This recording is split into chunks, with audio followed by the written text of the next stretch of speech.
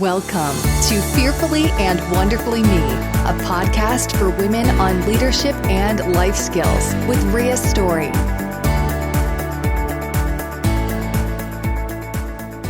Hello, everyone. Welcome to today's podcast episode on 3 reasons why we resist change.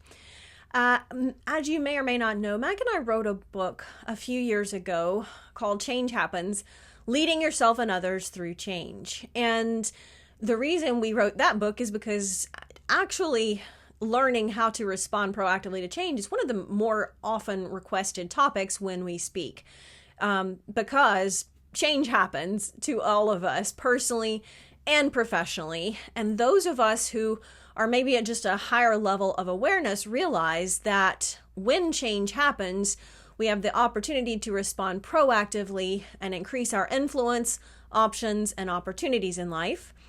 And if we respond proactively, we can increase those. If we respond reactively, we are decreasing our options, influence, and opportunities in life. And so it's a pretty popular topic because there are so many of us who realize change is happening all around us all the time, every day. Things are changing. And yet, learning how to embrace change is not easy. I was talking not too long ago to someone, and the person wasn't talking about anything specific, but they made the remark that they said, I'm just one of those people that I just don't like change. And ultimately, most of us don't like change unless it's our idea. Most of us aren't interested in things changing just for the sake of change, intuitively, just instinctively. Most of us resist change at some level. But here's the deal.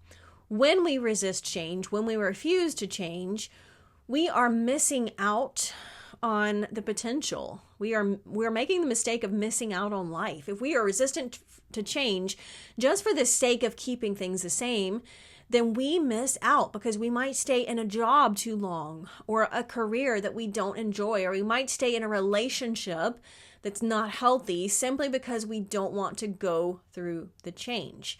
And so I think it's important for us to listen and dial into our internal dialogue. When we find ourselves resisting change, look at that and say, why am I resistant to this change? It's probably one of these 3 potential reasons. And again, when we increase our level of awareness around us, then we can start to be more proactive and responding to change. And then we don't have to miss out on the opportunities that change brings. So, number 1 reason people resist change, it's not comfortable.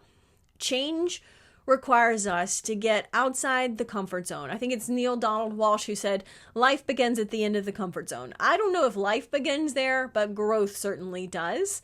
And when we are changing, we are getting outside the comfort zone, right? When change happens, it's not comfortable because it's forcing us to deal with the unfamiliar, the new, or something different. And it's not comfortable. Anytime we're changing, we are getting outside that status quo. It is not a comfortable place to be. Growth rarely is a comfortable place to be.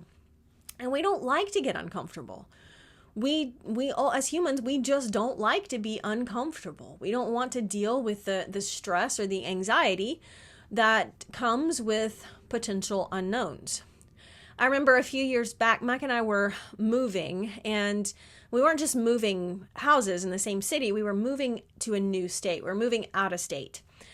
And I realized that there was just a little bit of stress with that change, because it wasn't just changing, where you're going to put your keys or your dishes in this new house.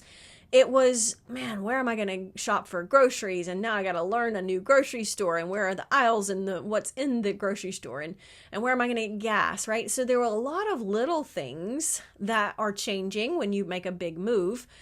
And there's a little bit of stress when that happens because your brain is having to deal with the new situation, the new scenario.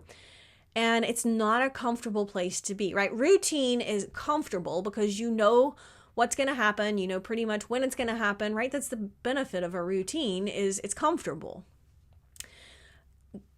But comfortable is not going to move us forward in life.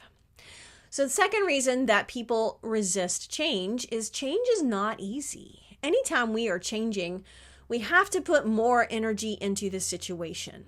And our brain does not like to do that, right? Our brain is hardwired to think of using more energy is not necessarily a good thing. It's hard work, right? When we have to think about a new situation or think of new circumstances, or we're learning to deal with a new situation, then our brain says, hey, that's a lot of work. I don't want to do that. That's hard. I have to think, I have to work. And so your brain is just, again, naturally going to say, I don't want to work hard. I don't want to put forth the extra effort and the extra energy that is involved with change. Change requires more energy and effort than status quo, because your brain must unlearn and relearn new patterns. Now, it's healthy for our brain to unlearn and relearn new patterns, but it's not easy. And so a lot of times people resist change simply because they don't want to put the work in to learn and unlearn and relearn. And number three reason that people resist change is change requires a little bit of risk, right? There's a risk that you might not like the new situation, or you might not like the outcome, or most of us have a natural aversion to risk to some degree or to a greater degree. And what's interesting is that we don't naturally like to take risks if the odds aren't good or we stand to lose a lot. So if there is not a lot at stake, then we don't mind taking a little bit of a risk. We also don't mind taking a little bit of risk if the odds are pretty good that the situation will turn out the way we want to. So for example, most of us don't mind changing and trying a new restaurant for dinner because, let's face it, the odds at stake are you might not like the new place, you might not get a great restaurant experience, but it's not a life-changing situation, really, right? It's just what's at stake here is what's for dinner. That's not a lot at stake in terms of our life. But moving to a new state, for example, might require a lot more energy to deal with the change. There might be a lot more risk because you can't just move back at the touch of a button, right? You go through the process of selling your house and buying a new house. You can't undo that very much. So there's a lot more at stake in just moving to a new house versus trying a new restaurant. So the greater the risk, or the more that's at stake, the more adverse we naturally are to going through that risk or taking that risk. And people are different, right? Some people are much more averse to risk naturally, and some people don't mind taking a lot of risks. So we have to just realize where we are. No right or wrong way to be here, but just realizing that sometimes we are resisting change for one of these three reasons. And it's important to raise that level of awareness here about our mindset, to just refusing to change just for the sake of, I don't want to go through the energy to change, or I don't want to deal with the risk that change might bring. Because when we find ourselves defaulting to, I'm not interested in change, that basically means we are defaulting to, I am going to miss out on some things in life because I won't change. And I see this so many times. Again, this could be a job where someone is afraid to change and they're like, well, what if I don't like the new organization? Well, that certainly is a potential outcome, but that means you might stay in a job or a career that you don't enjoy for the rest of your life simply because you are not willing to go through the change. And that can be one of the greatest tragedies in life, is that we are missing out on opportunities in life simply because we won't embrace change. Until next time.